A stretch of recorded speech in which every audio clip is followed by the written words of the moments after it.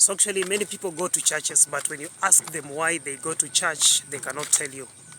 You ask yourself, mbona this person doesn't know why he is going to church every Sunday?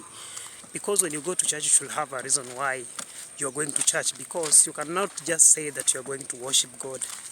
People go and worship a lot of things in most of these churches. So unapatanga in many churches kuna a lot of things that happen which are so bad.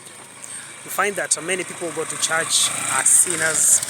Unapata most of these people who call themselves men of God, most of them are sinners, and they go to church every Sunday. So that is what is affecting most of these churches.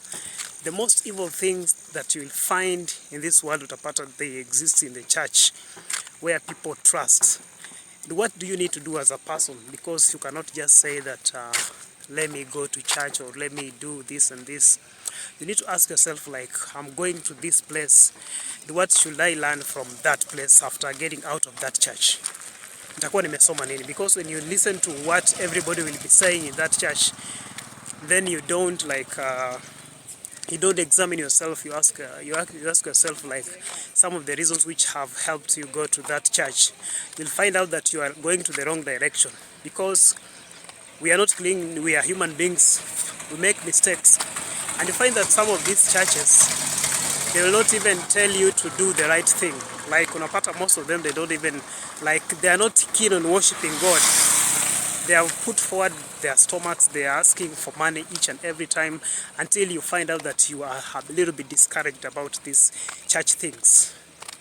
And in fact, nowadays, many churches are existing. People start churches because they don't have employment. They start churches because they want to have a source of income. Like, they will start a church and then watasema pandeni mbegu, then they will ask for money and people will contribute. And that's how these guys will get rich. They start driving huge cars.